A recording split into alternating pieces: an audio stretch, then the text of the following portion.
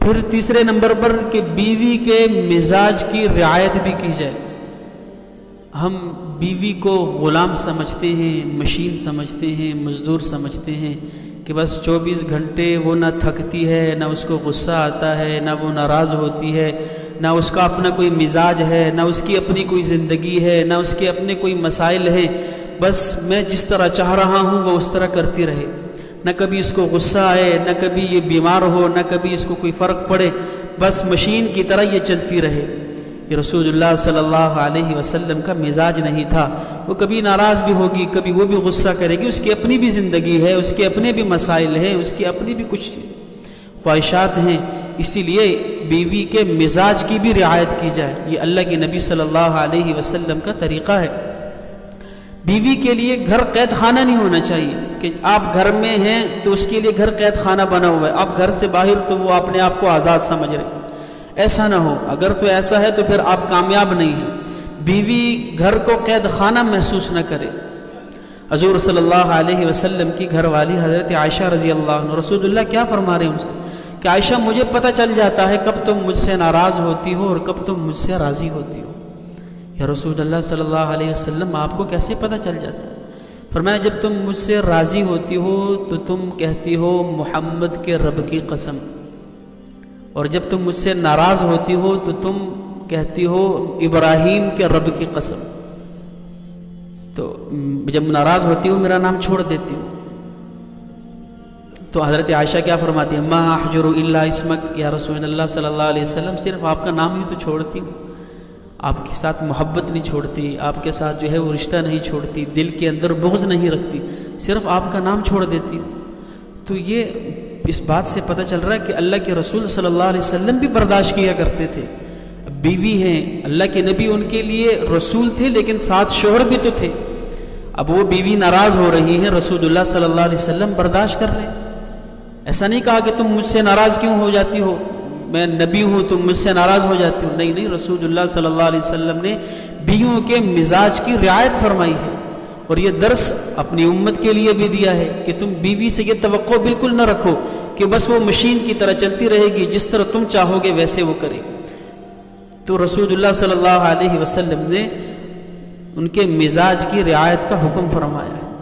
اور پھر اللہ کے نبی صلی اللہ علیہ وسلم نے کہ کہیں بیوی سے اگر غلطی ہو جائے، بعض اوقات محبت اتنی بڑھ جاتی ہے کہ ہم غلطی کر بھی جائے ہم اصلاح نہیں کرتے، دل ٹوٹ جائے گا، غلط کام کر رہی ہے دل ٹوٹ جائے گا۔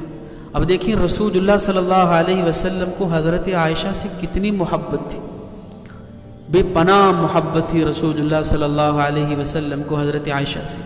لیکن جیسے ہی حضرت عائشہ رضی اللہ عنہ نے غلطی کی، آپ علیہ السلام نے فوراً اصلاح کی۔ ایک دفعہ حضرت عائشہ رضی اللہ عنہ فرمانے لگی یا رسول اللہ صلی اللہ علیہ وسلم ان صفیۃ امرأۃ وقالت بیدها ہاکذا، یعنی قصیرہ۔ حضرت صفیہ یہ ایک رسول اللہ صلی اللہ علیہ وسلم کی زوجہ تھی، یہ قد سے چھوٹی تھی۔ تو ایک دفعہ انہوں نے حضرت صفیہ کا ذکر کیا اما عائشہ نے، اور ساتھ میں بیدہا ہاکذا، ہاتھ سے اشارہ کیا رسول اللہ وہ جو اتنی سی ہے، اور بعض روایت کے مطابق زبان سے بھی کہا یا رسول اللہ وہ جو چھوٹی قد والی اتنی سی ہے۔ تو اللہ کے نبی صلی اللہ علیہ وسلم نے فوراً اصلاح فرمائی، اور عائشہ یہ جو تم نے الفاظ کہے ہیں خدا کی قسم اگر یہ سمندر میں ڈال دیا جائے تو سارا سمندر کڑوا اور ترش ہو جائے، یعنی تم نے اپنی بہن کی غیبت کی ہے۔ تو اللہ کے نبی صلی اللہ علیہ وسلم کو اما عائشہ سے کس قدر محبت تھی کہ آخری وقت ہے رسول اللہ صلی اللہ علیہ وسلم کا، اور اللہ کے نبی صلی اللہ علیہ وسلم جس بیوی کے پاس جا رہے ہیں یہی پوچھ رہے ہیں کہ کل کس کی طرف باری ہے میری، کل کس کی طرف باری ہے میری۔ تو ساری بیویاں سمجھ گئیں کہ رسول اللہ صلی اللہ علیہ وسلم عائشہ کی باری کا انتظار کر رہے ہیں، اور اللہ کے نبی صلی اللہ علیہ وسلم کو تمام بیویوں نے اجازت دے دی کہ یا رسول اللہ آپ عائشہ کے ہاں ٹھہر جائیں۔ تو اللہ کے نبی صلی اللہ علیہ وسلم کو حضرت عائشہ سے اتنی محبت تھی، اس کے باوجود رسول اللہ صلی اللہ علیہ وسلم نے غلطی برداشت نہیں کی، فوراً ان کی اصلاح کی، ان کو ڈانٹا کہ عائشہ ایسا نہیں کہتے، تم نے ایسے الفاظ ادا کیے ہیں کہ اگر وہ سمندر کے اندر ڈال دیے جائیں تو سارا سمندر کڑوا ہو جائے۔ پھر تنبیہ ہو اصلاح ہو، لیکن اصلاح کی بھی شریعت نے حد رکھی ہے۔ ایسا نہ ہو کہ بیوی کی ذرا سی غلطی پر اس کی مار پٹائی کی جائے، تھپڑ مارا جائے، برتن اٹھا کر اس کے منہ پہ مارا جائے۔ یہ شرعی طریقہ نہیں ہے، اسلام کا مزاج نہیں ہے، مسلمان کا مزاج نہیں ہے۔ حضرت عائشہ رضی اللہ تعالی عنہ فرماتی ہیں رسول اللہ صلی اللہ علیہ وسلم ما ضرب خادما ولمرأة قد، اللہ کے نبی صلی اللہ علیہ وسلم نے کبھی بھی کسی عورت اور کسی خادم پر ہاتھ نہیں اٹھایا، کبھی کسی کو گالی نہیں دی، کبھی کسی کو برا بلا نہیں کہا، کبھی کسی خادم پر ہاتھ نہیں اٹھایا، کبھی کسی دنیاوی نقصان پر ان کو ڈانٹا نہیں ہے۔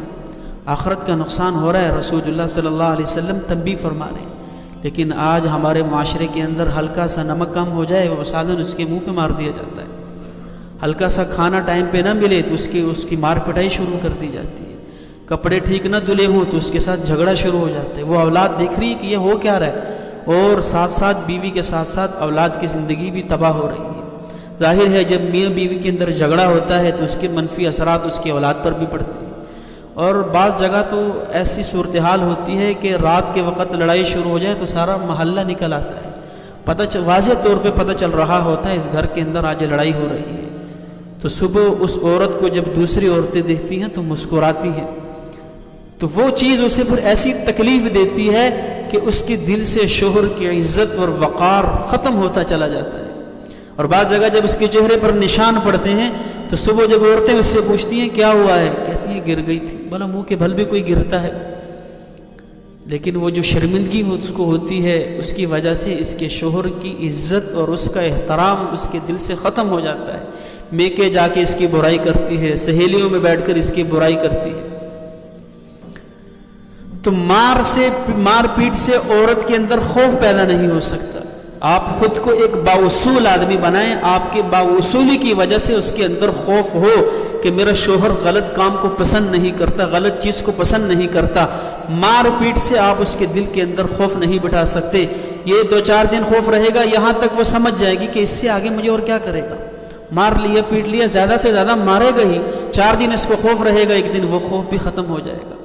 بس اس کو یہی ہے کہ اس سے آگے مجھے طلاق ہی دے سکتا ہے، اور کیا کر سکتا ہے۔ جو مارنا تھا، جو ہاتھ اٹھانا تھا، وہ ہاتھ اٹھا کر آپ نے اپنا رعب، اپنا دبدبا، اپنا خوف ختم کر دیا۔ پھر آپ جتنا مارو گے اتنا اس کی زبان چلے گی۔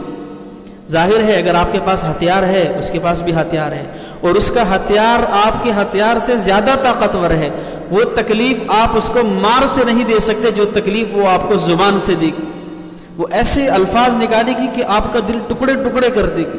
اب مارتے جاؤ گے وہ آگے سے بولتی جائے گی، ظاہر ہے وہ آپ کو مار تو نہیں سکتی، اب مارو گے وہ بولے گی، وہ آگے سے اتنی ہی زبان چلائے گی، جتنی زبان چلائے گی اتنی آپ کو تکلیف ہوگی۔ اور یہ وجہ کیا بنی کہ آپ نے اس عورت کو مار پیٹ کا عادی بنا دیا، حالانکہ رسول اللہ صلی اللہ علیہ وسلم کا طرز عمل یہ نہیں تھا۔ آپ علیہ الصلاۃ والسلام نے ما ضرب خادما اول مرأة قد، آپ علیہ الصلاۃ والسلام نے کبھی کسی خادم پر اور کسی عورت پر ہاتھ نہیں اٹھایا۔